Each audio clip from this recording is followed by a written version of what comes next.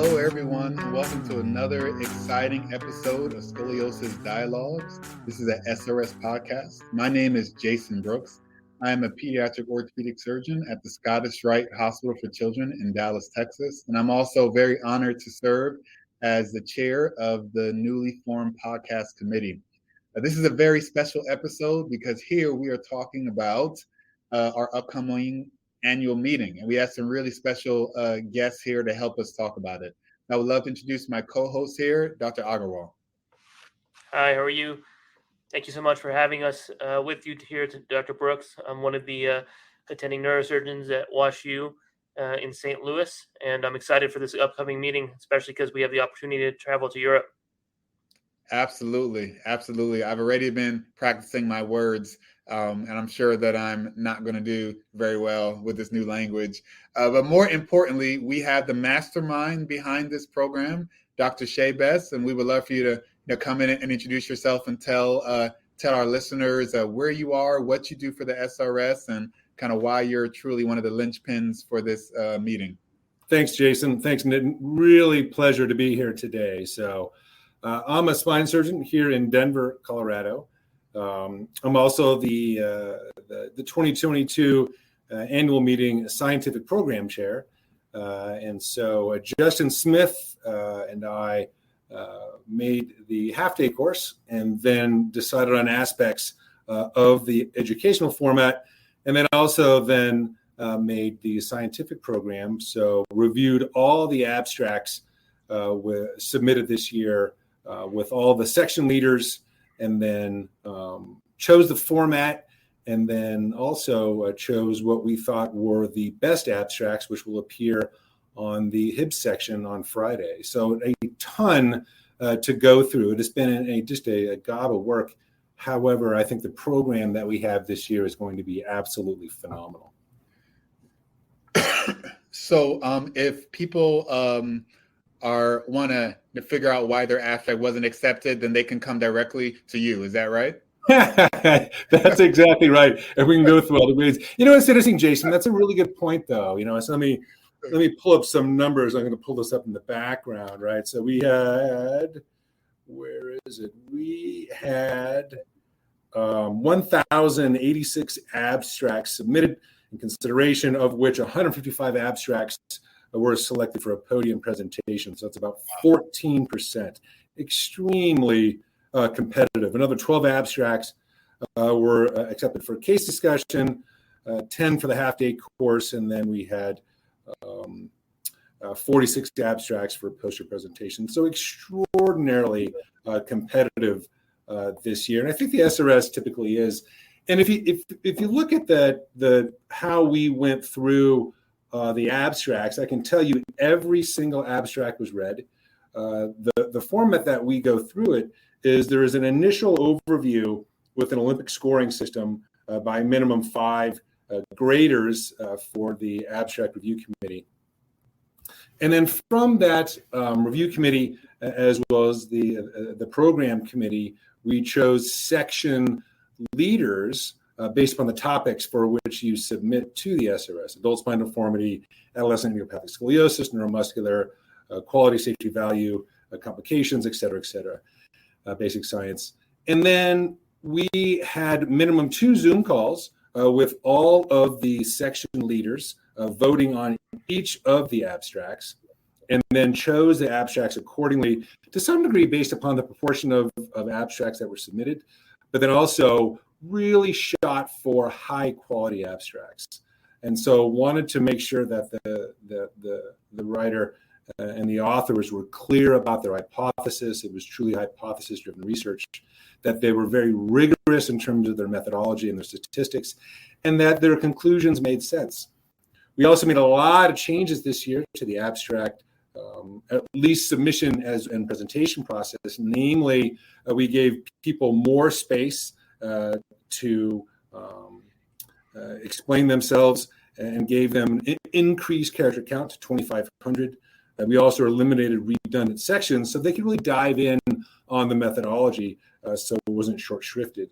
We also expanded the HIBS session for the best abstracts to 6-minute presentations, up from 4-minute presentations. those Hibbs abstracts were selected by all of the committee members and all the committee leaders. And we went through 3 rounds of voting and selection for that to avoid bias, as well as give everybody a fair shake. So if you look at then at the Hibbs abstracts, I've got it written down here, right? So that's about 0.9% of all abstracts were actually nominated for Hibbs. So congratulations ahead of time to the authors that got a Hibbs nomination. I think whoever wins the award is probably superfluous given how competitive it was. Well, I do not envy your job at all. That certainly sounds extremely thorough. And thank you for what you do. For all those who are listening, we first off want to remind you that the SRS does have an app. And so you all can go onto the app store of your choice, either the Android or the Apple app stores, and download the Scoliosis Research Society annual meeting app. And there you'll be able to find the agenda, as well as many other cool kind of sub items that will allow you to make this meeting in Sweden as great as possible. But this podcast episode is about the annual meeting, and we wanted to kind of talk about some really interesting things that are going to be going on. So first, on Tuesday, as you all arrive on September 13th, we're going to really open up with, of course, there'll be the committee meetings. We really want to encourage all of you all who are on committees to make it there. But I'm really excited about the Hibbs Society meeting. We have an amazing speaker. That speaker's name is Tobias Dexel. And Nitin, I don't know if you will be able to just tell us a little bit about Tobias and kind of what makes him such a cool and kind of non-spine surgeon type of speaker for us all to really learn from. Yeah, I mean, this is the first time I had heard of him, obviously, because he's not a surgeon. But it was interesting to see that he founded his own company, and he worked as a curator at the Nobel Prize Museum in Stockholm. So this is an extraordinary individual, an extraordinary gentleman, and I'm really excited to hear from him on Wednesday for his lecture. Yeah, be aware that Jaysson, that he's the Howard Seal lecturer, and so that will be on Wednesday. And the Hibbs session is a tremendous session with, I think, very, very strong didactics that will occur that day. And so a lot of things going on Tuesday. We're going to have everybody wrung out and beat down during their committee meetings, really plan for the next year. As you know, we're literally going to hit the podcast committee too. Absolutely. Thank you for that. Your correction. The Hibbs Society meeting is on Tuesday, but it's separate, and I misspoke on that. Yes. So Tuesday, great lectures for Hibbs. We're going to really encourage you all to make it there for that for sure. But that's why you need the app, which I'm downloading right now. Absolutely. I love it.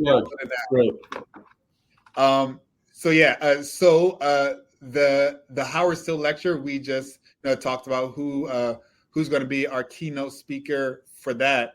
But really importantly, on Wednesday, we're going to have a pre-meeting course, and we would love to hear from you, Shay, just about kind of the work that went into deciding what the topic of the pre-meeting course was, going to be, and then why you chose what you chose, and kind of why you think that our listeners should definitely make it to Sweden to be there in person for that pre-meeting course. Yeah, thanks, Jaysson. I appreciate that. That if you look at the topic of it, Justin Smith, I should say, and I deliberated kind of what did we want to talk about, what was going to be representative for Chris Schaffery's presidency. And the big piece that we wanted to focus on is research, right? If you look at the middle name for the SRS, clearly, right, it's the Scoliosis Research Society. But I think I know what we wanted to do for this was define what that R for research is in our SRS and highlight the evolution of research that has been presented at the SRS and how the SRS evolved from that. So what we've done is we've broken it down into three parts. There's going to be early efforts from key centers and individuals. There's going to be understanding different deformity types. There's going to be expanding beyond individual centers to multi-center collaborations. And I'm sorry, there's a fourth part, namely how the SRS namely evolves. And so if we look at it, then clearly the first part for part one, early efforts, right, that's going to be Minneapolis and the Mo legacy. How did the SRS evolve from that? Joe Parr is giving that. Then going into talks about Mark Asher, Paul Harrington, and then CD instrumentation, and Debusset's grandson is going to be there, and then the influence that Professor Sook had for thoracic pedicle screw instrumentation, and then Alf Nachemsen's legacy.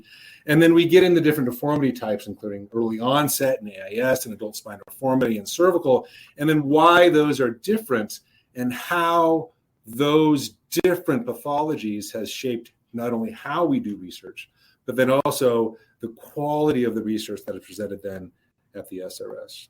We'll then look at then how technology has allowed us to expand beyond single individuals and single centers to multi-center collaborations, which I think has been instrumental in us moving the needle forward in terms of how we can evaluate patients and high volume patients and have these diverse ideas that you probably just wouldn't get from one center and just one person through these multi-center collaborations. And finally, we'll end it in terms of, okay, how then are we evolving in the SRS, right? So this speaks clearly to Nitin, right? Chris Shaffey's going to be talking about why and the importance of neurosurgery involved in it, because clearly we are one spine community. Laura Blake will talk about diversity and equality.